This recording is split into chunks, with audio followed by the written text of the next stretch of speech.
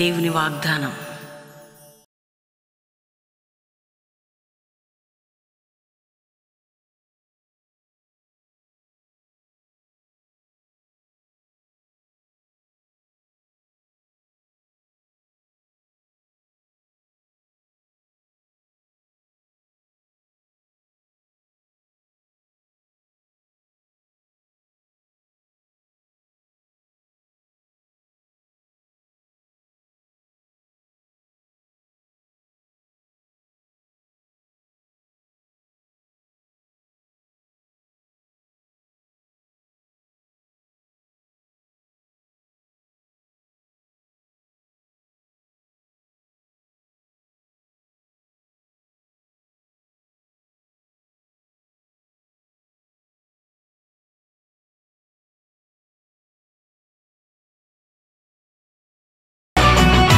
This is not an ordinary revival. This is rising revival.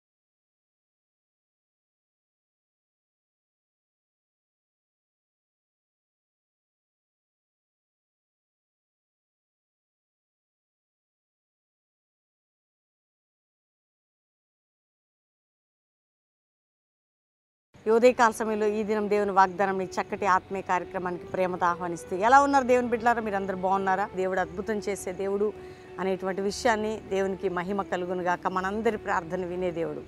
ఒకవేళ నీ జీవితంలో ఈ సమస్యలు, బాధలు, కష్టాలు, వేదనలు, పోరాటాలు, అనేక రకాల మానసిక ఒత్తిడితో బాధపడుతున్నారా? ఎందుకంటే మన ప్రార్థన ఆలకిస్తాడని కొన్ని సూచనలు మనం చూస్తున్నాం.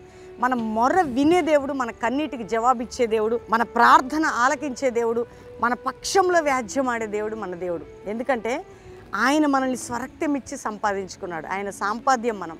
ఈరోజు పిల్లల ఫీజు ఎట్లా కట్టాలి, నా స్టడీ ఎట్లా, నా లైఫ్ ఎట్లా, నా వివాహం కావట్లే, నాకు ఉద్యోగ సమస్య, అయ్యో నా మీద కోర్టు కేసు, అయ్యో నా భర్త నన్ను బాధ పెడుతున్నాడు, అయ్యో నా భార్య నా నుండి వెళ్ళిపోయింది, అయ్యో నా బిడ్డలు నాకు దూరం అయ్యారు, అయ్యో నా పొలము, నా ఆర్థిక పరిస్థితులు, ఇవన్నిటి గుండా మనం ప్రయాణం చేస్తుండొచ్చు. కానీ దేవుడు మన పక్షంలో కృపని చూపే దేవుడు.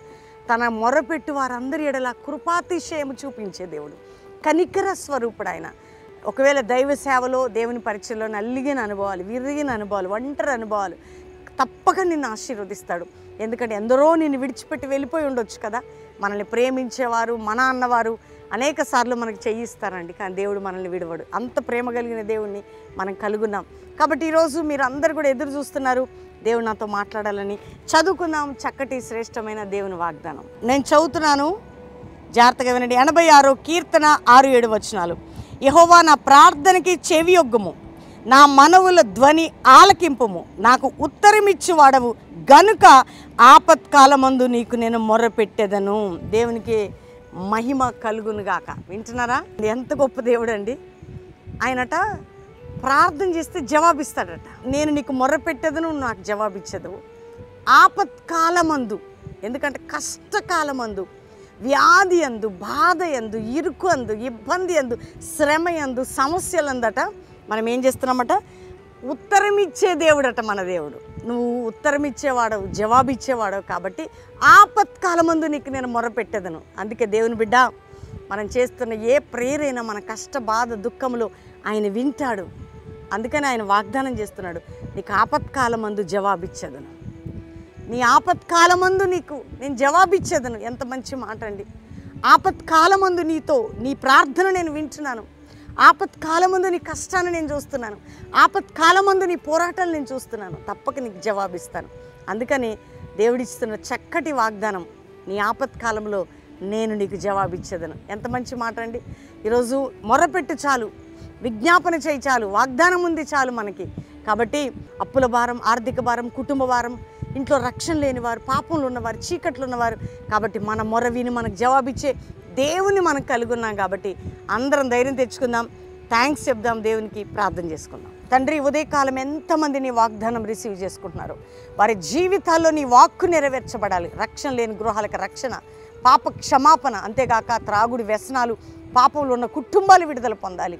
అయ్యా, ఎంతమందికి వాగ్దానం రీచ్ అవుతుందో ప్రతి గృహములో నీ రక్షణ కార్యం, ప్రతి గృహములో యేసు పొందిన గాయముల వలన రోగముల నుంచి స్వస్థత నాయన, అంతేగాక నీ రక్త బలియాగము ద్వారా దరిద్రత శాపం నుంచి నీ బిడ్డలకు విడుదల కలుగును గాక.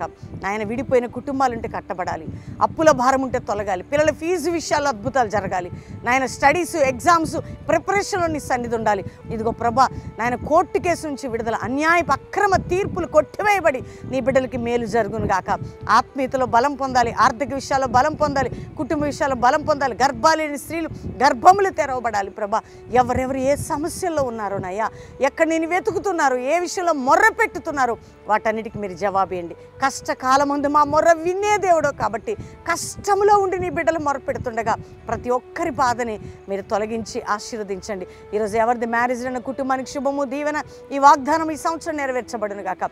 ఎవరిది బర్త్డేని వారిని దీవిస్తూ ఈ సంవత్సరం వారి మీద నీ దయాకిరీటం ధరింపచేయమని అయ్యా, సమస్యలు ఉన్నవారు, అప్పులు ఉన్నవారు, బంధకాలు ఉన్నవారు విడుదల దయచేసి, ఎవరెవరు ఇంకా ఇబ్బందుల్లో ఉంటే ప్రభా, మా దేశాన్ని, ప్రపంచాన్ని, భారతదేశాన్ని నాయన, మా యొక్క ప్రజాప్రతినిధులని నాయన నీ కృపతో నింపమని, ప్రజలందరిపై నీ యొక్క సంరక్షణ, నీ కాపుదల దయచేయమని మరొకసారి ప్రతి ఒక్కరిని నీ చేతిలో పెడుతూ యేసు నామములో అడుగుచున్నాం తండ్రి. Amen, amen, amen. దేవుని బిడ్డలారా, ఎందుకు నేను ఈ మాటలు చెప్తున్నానంటే, ప్రభువు నమ్మదగినవాడు, ప్రభు శక్తిమంతుడు, ఆయన గొప్ప కార్యాలు చేస్తాడు, ఆయనకు అసాధ్యమైనది ఏది కూడా లేదు. కాబట్టి ఈ వాగ్దానం గట్టిగా పట్టుకోండి. మీ కొరకు మేము ప్రార్థన చేస్తున్నాం, మరి మా కొరకు మీరు ప్రార్థించండి. వాగ్దానం అందరికీ లైక్ చేయండి, షేర్ చేయండి, మంచి కామెంట్స్ పెట్టండి. మరి ఆదివారం వస్తుంది, 3 ఆరాధనలు Calvary promise land Hayath Nagar దగ్గర, మిస్ అవ్వకండి మీ కుటుంబాలతో పాటు. మరి రండి, మార్నింగ్ 7 నుంచి 9, 10 నుంచి 12, సాయంత్రం 6 నుంచి 8. బెల్లంపల్లిలో శనివారం ఈరోజు స్వస్థత కూడిక, అంతేకాకుండా ఆదివారం 2 ఆరాధనలు. ఎక్కడి నుంచి మీరు వచ్చిన సాటర్డే ప్రే చేయించుకోవచ్చు. ప్రభు కృప మనల్ని నడిపించును గాక, దేవుడు మిమ్మల్ని దీవించును గాక. Praise the lord.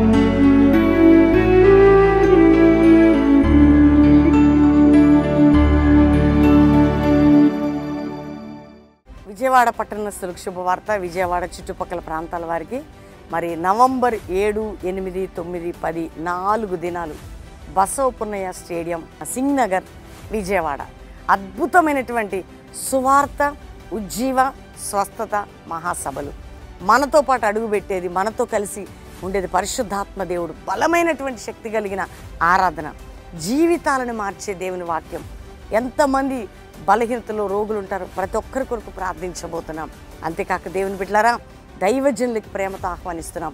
మేమే మినిస్ట్రీని డిస్టర్బ్ చేయడానికి కాదు, కానీ మనందరం కలిసి ప్రభుని ఆరాధిస్తుండగా, దేవుని దీవెనలు పొందుతుండగా, సంఘాలు ఆత్మలతో నింపబడి, కుటుంబాలు దీవించబడి, సేవలు అభివృద్ధి పొంది, అందరం కలిసి నిత్యమైనటువంటి ఆయన కృపని, అభిషేకాన్ని, మహిమను పొందబోతున్నాం. విజయవాడ పట్టణస్థులు, విజయవాడ దైవజనులకి ప్రేమతో ఆహ్వానిస్తూ దేవుడు మనందరినీ నడిపించి దీవించును గాక. Praise the lord.